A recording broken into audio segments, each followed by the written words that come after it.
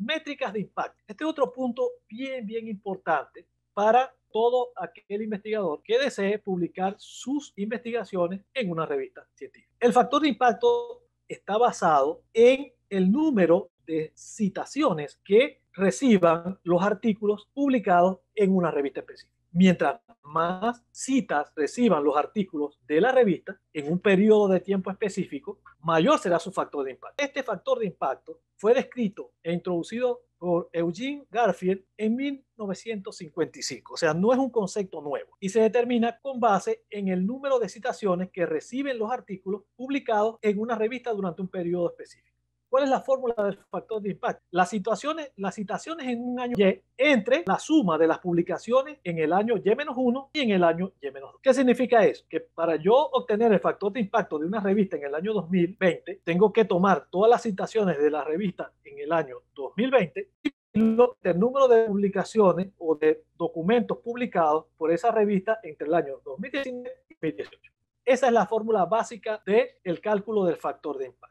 Y es el que usa la mayoría de las bases de datos para clasificar sus revistas. El SJR es el factor de impacto calculado por el Xavier Scopus. O sea, Scopus no utiliza el cálculo literal del factor de impacto creado por Garfield, sino que utiliza para sus revistas un factor de impacto medido en un periodo de 3 años. ¿Qué significa eso? Que, por ejemplo, el factor de impacto que Scopus está reflejando en 2020 está basado en las publicaciones de 2019, 2018 y 2017, donde solo se utiliza en el cálculo de los documentos citables, o sea, artículos originales y de revisión. Se lo coloco en rojo porque ahí entra otro concepto, que son los documentos citables. No todos los documentos que se publican en una revista son citables. La revista publica documentos que no se consideran citables, como por ejemplo los editoriales, las cartas al editor, las reseñas de libros, no se consideran como documentos citables. Solamente se consideran como documentos citables los artículos originales y los artículos de revisión. Y en caso de alguna revista específica, las notas científicas. Entonces, ¿cuál es la diferencia? Que Scopus toma todos los documentos que se publican en la revista, sin importar si son citables o no. Y WOS toma solamente los documentos citables. O sea, revistas que están en las dos bases de datos, en Scopus y en WOS,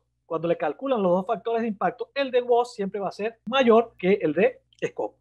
Otra cosa importante como parte de este primer quejo de aspectos fundamentales de los artículos científicos y la publicación científica son los llamados cuartiles. ¿Cómo se ubican las revistas en cada uno de los cuartiles? Es un proceso que está basado en el factor de impacto y lo primero que se hace es clasificar a las revistas de acuerdo a su factor de impacto en orden decreciente. Es decir, la revista que está en la posición 1 es la que tiene el mayor factor de impacto, en la segunda posición la de segundo factor de impacto y así sucesivamente hasta la última, que es la que tiene el menor factor de impacto. Esto se hace dentro de cada especialidad de la ciencia. Luego de eso se divide esa lista en 4 partes iguales en función al percentil. Entonces, aquellas revistas que ocupan del percentil 75 para arriba son consideradas las revistas en el cuartil 1 o la revista Q1. Las que sus factores de impacto se ubican entre el cuartil 50 y el 75 son las revistas Q2. Las que tienen factores de impacto entre el cuartil 25 y 50 son las Q3. Las que tienen factor de impacto en percentiles menores al 25 son las revistas Q4. Evidentemente, las revistas se pueden mover dentro de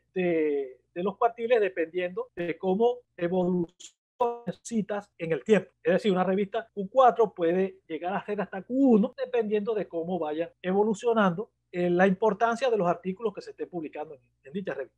Otro índice utilizado a nivel mundial como métrica de impacto, no solo de las revistas, sino de los investigadores, es el índice H o el índice de Hirsch. Es decir, originalmente el índice H era para los autores solamente, pero ahora las revistas también tienen índice H porque sistemas como el Google Académico ya creó la forma de calcularle el índice H a la revista. Este índice H es importante también porque muchas revistas ya están exigiendo que los autores de los artículos que les envían coloquen su índice H. ¿Por qué? Porque el índice H indica el número de publicaciones de ese autor que han sido citadas. ¿Cómo se determina el índice H? A veces para algunos es un poco complicado al inicio, saber cómo se calcula el índice H, pero es muy simple. Lo que se hace en el índice H es tomar los artículos y ordenarlos en función a su número de citaciones de mayor a menor. Y se le da una posición en función al número de citaciones. Por ejemplo, aquí tenemos un caso 1, donde hay 60 citaciones de primero, y después va descendiendo, posición 245, posición 320 y así sucesivamente. El índice H es la posición donde coincide con el número de citaciones, es decir, donde el número de citaciones corresponde a ese número de posición o superior, no inferior. En el primer caso vemos que en la posición 7 hay 7 citaciones, pero en la posición 8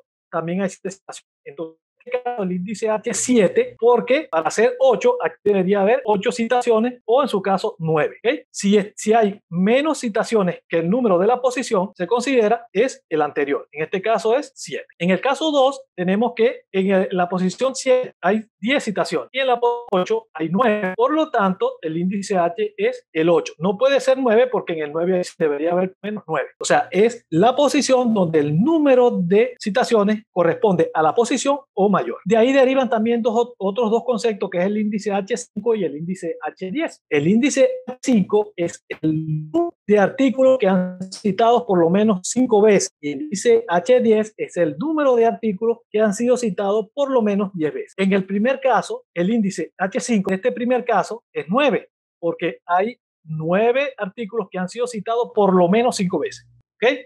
Y el índice H10 es 6 porque hay 6 artículos que han sido citados por lo menos 10 veces.